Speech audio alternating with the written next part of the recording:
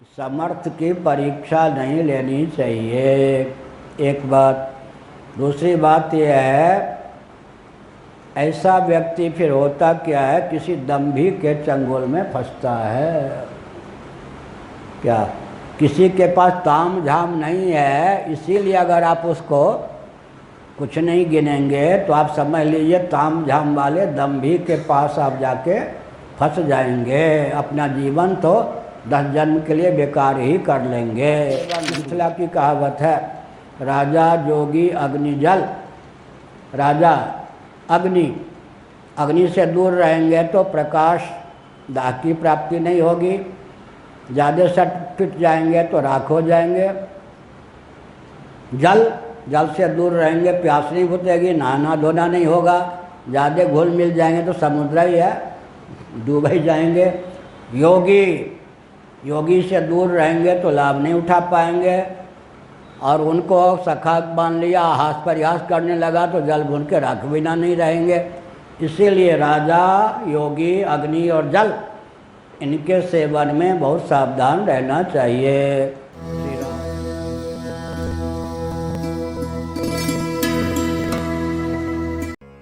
यहाँ पर यह है, यस्योर असित व्यालराट, उस शेषनाग। यहाँ पर शेष का अर्थ पहले कह चुके हैं, शेषी और शेष में अभेद पहले प्रवचन कर चुके। इतने बड़े सिद्ध कौन? चित्रकेतु। शिव जी को तो क्रोध नहीं हुआ, पार्वती जी देवियों का यहाँ जो बैठी है उनको छोड़कर सब कुछ बोलो, लेकिन ये कह दो बुरा न मानो होली है, फिर ये आप लोगों को छोड़कर कोई केस नहीं करेगा।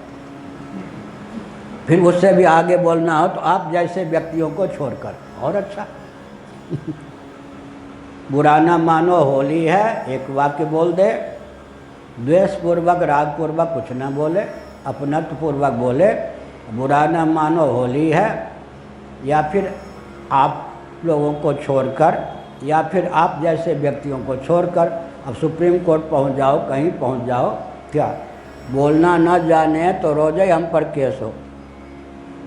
इसी मठ की घटना है, महाराज नहीं जानते थे ऐसा नहीं, पूर्वाचार्य जी, केस चलते रहता था।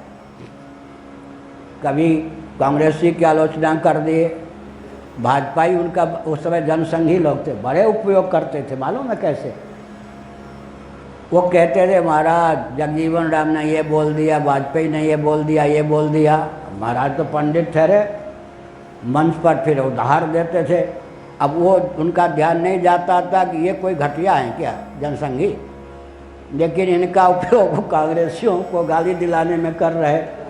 वो लोग फिर केस करते थे, फिर वो जेल में जाने से गुरुजी बच जाए शंकराचार्य होकर वकालत में झूठ का सत्य का आलम्बन लेकर वकील कर चलता रहता था केस। एक केस पूरा नहीं हुआ कि दूसरा केस। हमारे लिए तो रोज़ फांसी की सज़ा हो जाए फिर हम जो बोलते हैं, लेकिन बोलते हैं। तो हमने क्या कहा, पार्वती जी कौन? स्त्रियों के लिए, देवियों के लिए क्या दो शब्द प्रयोग है हिंदी में? समय हो गया। भोली भाली।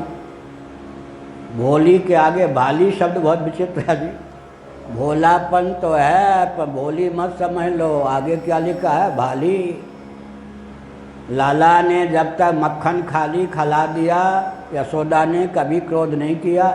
अरे हमारे घर में ये सब चोरी करते, उनके घर में ये सब मिलके तो खाते हैं। मस्त मौला कंस तक तो यहाँ का गोरस नहीं पहुँचने देते। अच्छा तो है, मेरे घर में भी मक्खन की कमी नहीं, उनके घर में भी कमी नहीं, सब मिलके यहाँ चुरा लेते, वहाँ चुराते, मिलके खा लेते, फिर भी बच जाता, बंदरों को पवा देते, कोई बात नहीं। आखिर सबके सब हिष्ट पुष्ट तो बच्चे हो रहे ना ब्रजवासी।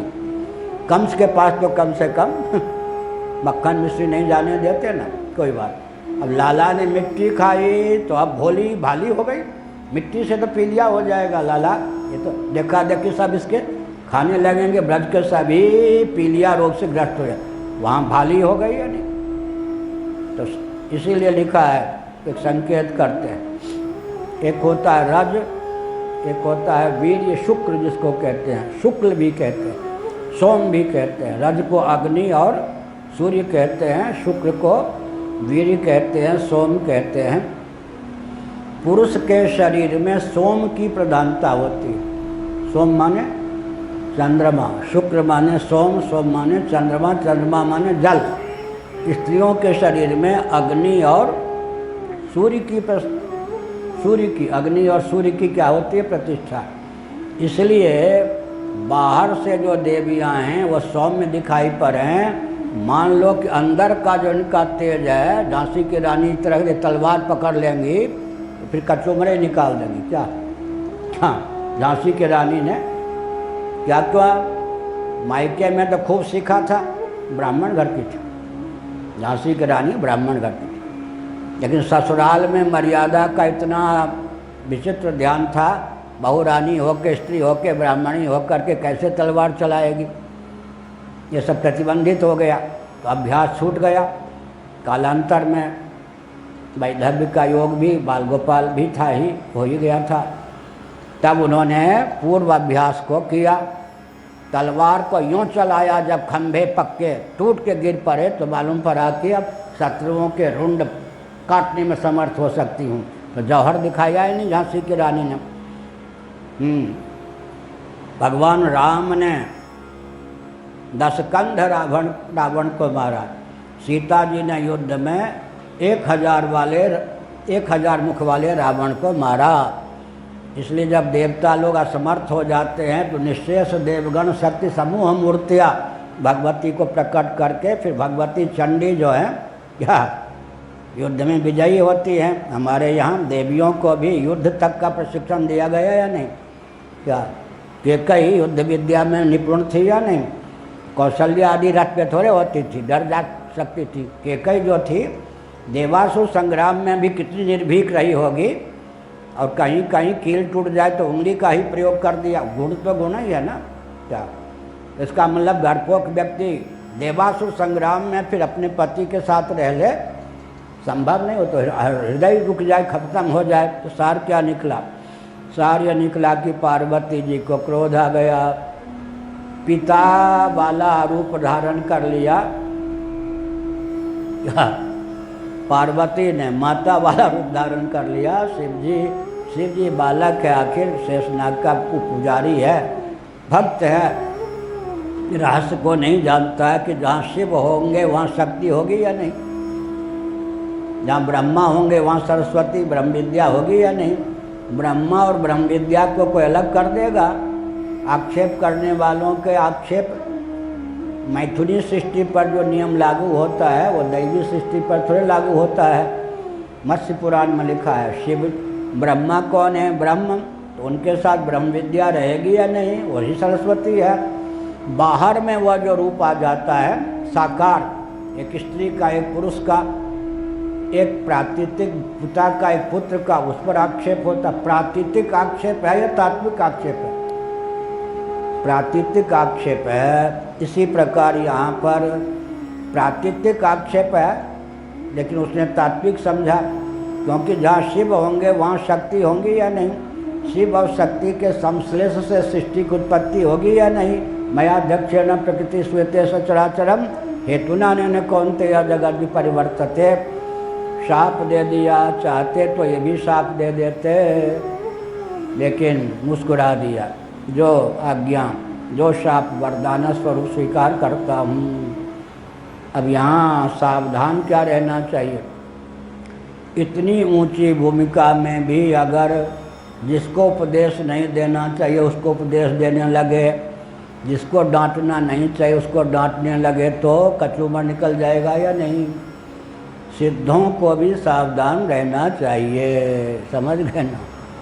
तो आजकल बड़ी विचित्र बात मैं बार बार बोल रहा हूँ, लगभग 6 महीने से ज़्यादा या 1 साल से, कि आजकल लगता ही नहीं है कि शिष्य भी कोई होता है। गिने चुने व्यक्ति हैं, शिष्य ही सबसे ज़्यादा घातक होते हैं, क्योंकि जिसके जीवत्व का पोषण न करो वही काल हो जाता है। और दंभ का परिचय, ऊपरी ताम झाम क्या ऊपरी ताम झाम आदि का परिचय ना दो, लोग समझते कोई शंकराचार्य लोग। बड़ी विचित्र बात है, ये कोई शंकराचार्य हैं। तो फिर शिव जी को ही सब गाली देने लग जाए। स्मशान में रहते हैं, अन्नपूर्णा पत्नी है क्या, अन्नपूर्णा पत्नी है और भिक्षा मांग के खाते हैं, तथापि भिक्षाटन में संभव। पूरे विश्व को क्या कहते हैं, सांबर बना देते हैं, अपने दिगंबर रहते हैं, मृगचर्म व्याघ्र चर्म धारण करते हैं रहने। वास्तु विद्या के विशेषज्ञ कौन है? शिव जी। और अपने वास्तु विद्या के आधार पर कैसा बढ़िया भवन बना श्मशान। जो वास्तु विद्या का विशेषज्ञ है उसका भवन तो देखो कैसा है। पूर्व की ओर कौन होना चाहिए, पश्चिम की ओर कौन, कुछ है वहाँ पर श्मशान में। तो वास्तु सबको जो अन्नपूर्णा के माध्यम से भोजन देता है उसको भिक्षा मांगने हैं। पुत्र गणेश हैं, सखा कौन है जी? कुबेर। सखा कुबेर माने देवताओं के कोषाध्यक्ष, कांग्रेस के नहीं, बोरा जी पहले थे, कांग्रेस के नहीं, भाजपा के कोषाध्यक्ष नहीं, किसके? देवताओं के कोषाध्यक्ष सखा है। पुत्र के स्थान पर कौन है? गणेश। पत्नी के स्थान पर अन्नपूर्णा। तथापि भिक्षाटनमेव शंभो गरीयसी। ईश्वरेच्छा, उनकी इच्छा ऐसी है, तो हमने संकेत किया। इसलिए आज के प्रवचन का हमने भविष्य गति से ये संकेत किया, समर्थ की परीक्षा नहीं लेनी चाहिए, एक बात। दूसरी बात यह है, ऐसा व्यक्ति फिर होता क्या है, किसी दंभी के चंगुल में फंसता है। क्या? किसी के पास ताम झाम नहीं है, इसीलिए अगर आप उसको कुछ नहीं गिनेंगे तो आप समझ लीजिए ताम झाम वाले दंभी के पास आप जाके फंस जाएंगे। अपना जीवन तो 10 जन्म के लिए बेकार ही कर लेंगे। इसलिए फिर दूसरी बात यह है, ये जो महापुरुष होते हैं ये निहत्थे दिखाई पड़े, फिर भी निहत्थे होते क्या? संजय ने दिव्य दृष्टि के बल पर कहा था, किसको? धृतराष्ट्र को, आप किससे भिड़ रहे? आपके ये बुद्धू बेटे किससे भिड़ रहे मालूम है? 5 पांडवों से। उनको आप भिखमंगा समझते हैं। मैं दिव्य दृष्टि के प्रभाव से देख रहा हूँ कि सुदर्शन चक्र भगवान का पांडवों की रक्षा में नियुक्त रहता है। समझ गए? पांडवों की रक्षा में भगवान का सुदर्शन चक्र नियुक्त रहता है। फिर उन्होंने कहा, सब योद्धाओं का परिचय देते देते युधिष्ठिर का क्या दमखम है, बल है, ये बताओ। संजय ने कहा, कोई अस्त्र शस्त्र नहीं, आपको या आपके बेटों को, पोतों को एक बार आंख उठा के युधिष्ठिर कुपित होकर देख दें, सब राख हो जाए। कौन कितने दिनों में इतने अक्षौहिणी को मार सकेगा? तो युधिष्ठिर जी का जब नंबर आया तो संजय ने कहा, एक क्षण में। वो तपस्या के धनी हैं, सदाचार के धनी हैं, वो केवल कुपित होकर आपको, आपके बेटे पोते आदि को निहार दें, सब भस्म हो जाएंगे बिना अस्त्र शस्त्र के ही। इसलिए तो जो भी व्यक्ति बाहर से निहत्थे दिखते हो, ताम झाम ना दिखता हो, लेकिन जो गुण होना चाहिए गुण हो, परीक्षा नहीं लेना चाहिए। बन सके तो कुछ सीख कर अपना जीवन सार्थक करना चाहिए। सामान्य व्यक्ति किस खेत का मूली होता है जी? संकर्षण का दर्शन जिनको सुलभ है हुआ, वो चित्रकेतु भी असुर हो गए। लेकिन उस समय भी भक्ति तो जगी, पर असुर तो हो ही गए ना, उपद्रवी असुर हो गए।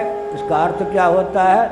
असुर बनना हो, पतित होना हो तो बड़ों से टकराओ। कुछ समझ में नहीं आता है, पूछ लो ऐसा क्यों, ऐसा क्यों। तो एक हमने ये भी संकेत किया, कितना ऊंचा चढ़ा हुआ व्यक्ति कितना नीचे गिर सकता है, ये भगवान की विचित्र माया है। एक व्यक्ति ने कहा कि एक jagah तप कर रहा था, रुंझुन की एक बार आवाज़ तो आई, कोई देवी देवता का दर्शन नहीं हुआ। बहुत अच्छे साधक हैं, कोई बद्रीनाथ से भी ऊपर, माना गांव से भी ऊपर, वसुधारा से ऊपर भी रहकर उन्होंने तप किया। हमारे कोई शिष्य ही हैं। महेंद्र पर्वत पर 2 मिनट रहना ठीक, खतरे की से खाली नहीं। महीनों रह के तप किया, बड़े तपस्वी हैं, तामझाम नहीं है, लेकिन पहले उनके शिष्यों ने प्रचार करना शुरू किया। भले ही शंकराचार्य के शिष्य हों, शंकराचार्य के सामने रिद्धि सिद्धि में होते क्या लोग। किसी को रुनझुन की आवाज़ सुन जाए तो सिद्ध हो गया, तो यहाँ तो रुनझुन नहीं 2500 बार कितना क्या। इसका मतलब है कि कलयुग में सिद्ध के रूप में अपने को ख्यापित कर दे तो जनता सिद्ध समझती है, सिद्ध के रूप में ख्यापित न करे तो जनता बुद्धू समझती है। कम से कम परमार्थ मार्ग पर चलने वाले को ऐसे संतों से कुछ सीखना चाहिए। आक्षेप आदि करने पर संत आक्षेप के योग्य नहीं होते। आक्षेप का योग्य कोई है तो संत नहीं होगा, आक्षेप का योग्य कोई है तो संत नहीं होगा, संत आक्षेप के योग्य नहीं होते। इसलिए आजकल अहंकार की पराकाष्ठा के कारण शिव जी को उपदेश जो दिया गया वो अहंकार के कारण ना, अहंकार। फिर गुरु में ये सब कोई दोष भी ना हो, प्रातीतिक दोष भी ना हो, फिर अगर गाली दो, पत्र लिखो, उनके विरोध में प्रचार प्रसार करो तो क्या दुर्गति होगी। इसलिए हमने एक संकेत किया, संतों के पास जाए नहीं, जाए तो बिल्कुल सावधान होकर सेवन करे। क्या राजा जोगी अग्निजल, मैं डराता नहीं हूँ, सावधान तो करता हूँ। राजा से ज़्यादा दूरी रखेंगे मेरी तरह, कोई भी शासन तन पूछेगा नहीं। ज़्यादा सटपिट जाएंगे तो गायत्री देवी कांग्रेस की थी, बंटा ढार कर दिया इंदिरा जी ने। कहाँ गए वो माल मसाले, हीरा जवाहरात, ट्रकों के ट्रक, आज तक किसी को पता नहीं लगा।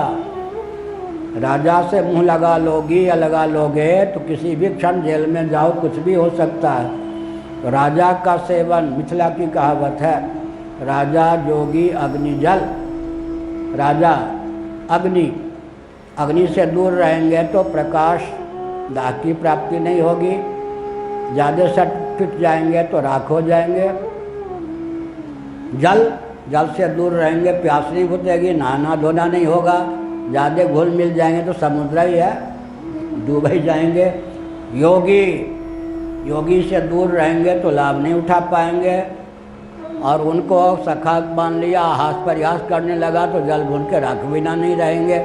इसीलिए राजा, योगी, अग्नि और जल, इनके सेवन में बहुत सावधान रहना चाहिए।